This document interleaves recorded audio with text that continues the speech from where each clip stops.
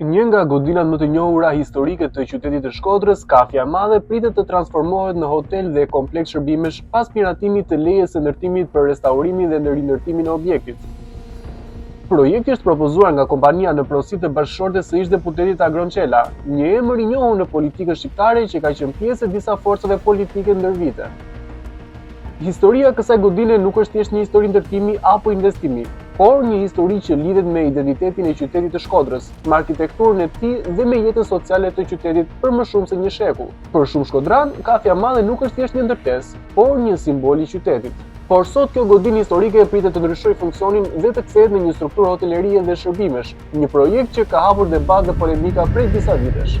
Godina e Kafjes së Madhe u ndërtua në fillim të shekullit të 20 dhe projekti mban firmën e Koli Dromenos, një nga figurat më të rëndësishme të arkitekturës dhe artit shqiptar. Ndërtesa kishte një ndikim të fortë nga arkitektura austro-hungareze asaj kohe dhe për dekada me radhë ishte një nga qendrat më të rëndësishme sociale të qytetit. Në periudhën e monarkisë dhe më pas gjatë komunizmit, kjo godinë shërbeu si kafe, hotel dhe vend takimi për qytetarët. Ishte një nga vendet ku zhvillohej jeta sociale e Shkodrës, ku organizoheshin aktivitete, takime dhe evente të ndryshme. Gjatë diktaturës godina quhej Kafe Park, ndërsa kati sipër funksiononte si hotel. Aty shkonin familjet, intelektualët, artistët dhe qytetarët e Shkodrës. Ishte një nga pikat më të rëndësishme të qytetit. Por me kalimin e viteve godina filloi të degradohej. Mungesa e investimeve, neglizhenca dhe mosmirëmbajtja çuan ndërtesën në një gjendje të rëndë. Për një kohë të gjatë, godina u la në harres dhe gradualisht u shkatërrua, deri sot ka mbetur pothuajse vetëm fasada e saj. Pikërisht kjo situatë ka ngritur edhe dyshime dhe debate në qytet, pasi shumë zëra kanë thënë se degradimi i godinës nuk ishte thjesht pasojë e kohës, por një proces i qëllimshëm për të justifikuar më pas rindërtimin dhe ndryshimin e funksionit të saj. Tashmë dokumentet tregojnë se është miratuar leja ndërtimit për restaurimin e Kafjes së Madhe dhe ndërtimin e një objekti hotelerie me 3 kate mbi tokë dhe 1 kat nën tokë. Projekti është propozuar nga shoqëria në pronësi të Belma Çelës,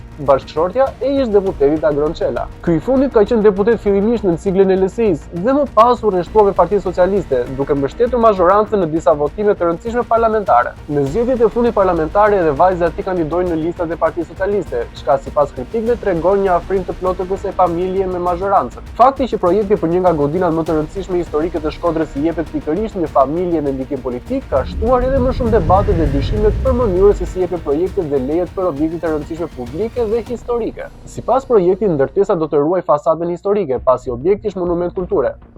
Por pas fasadës historike do të ndërtohet një strukturë e re, e cila do të funksionojë si hotel dhe kompleks shërbimesh. Në projekt parashikohet që objekti të ketë dhoma hoteli, bar, restorant, spa, pishin, salla konferencash, zyra, butik dhe parkim nën toksor. Pra, nga një godinë historike dhe një qendër sociale e qytetit, objekti do të kthehet në një strukturë hotelerie dhe biznesi. Dokumentet e projektit thonë se qëllimi është rikthimi i lavdisë së dikushme të Kafes së Madhe si një qendër sociale dhe kulturore i qytetit. Por kritikët thonë se në fakt kemi të bëjmë me privatizim të një simboli historik dhe shndrimin e tij në një biznes privat. Projekti parashikon edhe ndërhyrje restauruese për fasadën, duke ndjekur rregullat për monumentet e kulturës. Do të bëhen punime konservimi, restaurimi dhe sigurimi i strukturës ekzistuese, ndërsa ndërtesa e re do të ndërtohet pas saj. Për shkak të punimeve parashikohet edhe kufizimi i lëvizjes në disa rrugë pranë objektit dhe vendosja e skelave dhe mbrojtjeve për të shmangur rrezikun për kalimtarët dhe ndërtesat përreth. Transformimi i Kafes së Madhe në hotel dhe kompleks shërbimesh shihet nga disa si një investim që mund të rikthejë në jetë godinën dhe zonën përreth. Por nga të tjerë, shihet si një humbje një simbol historik dhe një tjetër rast ku një objekt publik dhe historik përfundon në duart e një biznesi privat. Debati që ka zgjatur prej vitesh për këtë godinë duket se tashmë ka marrë një drejtim të qartë. Kafja e Madhe nuk do të jetë më ajo që ka qenë dikur. Një vend takimi për qytetarët, një simbol i jetës sociale të Shkodrës, por një hotel dhe kompleks shërbimesh. Dhe kështu një tjetër godinë historike në Shqipëri ndryshon funksion, duke kaluar nga një simbol i qytetit në një investim biznesi. Por kjo nuk është hera e parë që kryeministri Rama favorizon deputetin e tij në Shkodër. Para disa muajsh kryeministri Edi Rama ka finalizuar një tjetër pazar me konflikt interesi në favor të ish-deputetit Agron Çela dhe vajzës së tij, e cila u zgjon deputete më 11 maj 2025 nga lista e mbyllur. Konkretisht më 4 qershor 2025 përfitoi me procedurë koncesionare PPP, zhvillimin dhe shfrytëzimin për biznes privat të rezidencës qeveritare në Velipoj përmes kompanisë Gjenis SHPK, e regjistruar në emër të bashkëshortes së tij Belma Çela.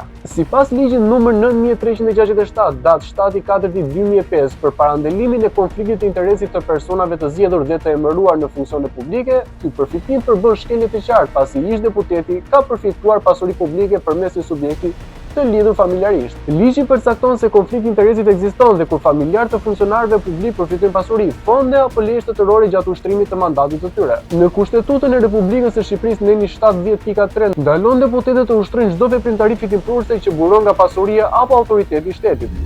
Ndërkohë, kompania Gjenis Sh në pronësi të familjes së Agronçelës përfitoi rezidencën qeveritare në Velipoj me një sipërfaqe prej 1.200 m2 ndërtim dhe 6.900 m2 park kryor Buzdetit, bazuar në një film të vet kryeministrit. Kjo përbën rast tipik të shkeljes së ligjit dhe kushtetutës, për të cilën Kuvendi përmes këshillit të mandateve ka detyrim të nisë më njëherë procedurat për heqjen e mandatit të deputetit Agronçela. Po ashtu Komisioni Qendror i Zgjedhjeve, përkatësisht kryetari Ilirian Celibashi ka detyrim të mos certifikojë mandatin e vajzës së tij, Gjenis Çela, për shkak të konfliktit të interesit. Ligji e shtris zbatueshmërinë edhe ndaj personave të zgjedhur, duke i përfshirë në ndalimin për përfitime indirekte nga pasuria publike menjëherë pas zgjedhjes së tyre.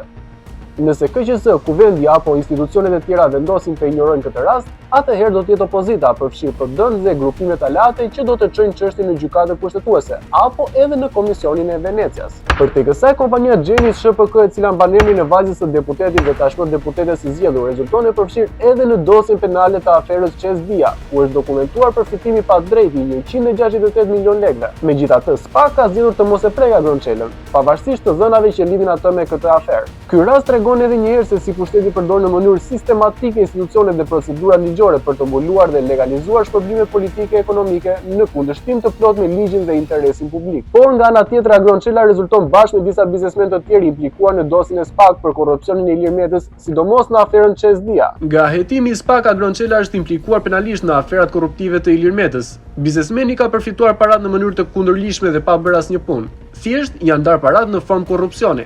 Ndërsa në lidhje me shoqëritë BTT me ortak të vetëm shtetasin Shpëtim Shehu, e cila ka përfituar nga shoqëria Dia shumën prej 16.800 lekë, hetimi ka provuar se kjo shumë ka patur si përfitues fundor shoqërinë Gjenis SHPK, me ortak shtetasin Agronçela, i cili në vitin 2013 zgjidhet deputet i Kuvendit të Republikës së Shqipërisë si përfaqësues i Partisë Lëvizja Socialiste për Integrim.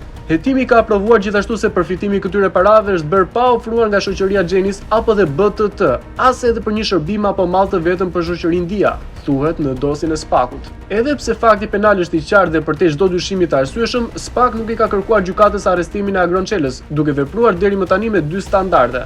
Meqenëse se hetimet vijojnë, ndoshta është herët për të paragjykuar dhe hedhur dyshime mbi SPAK-un që nuk po zbaton legjislacionin penal ndaj Agronçelën.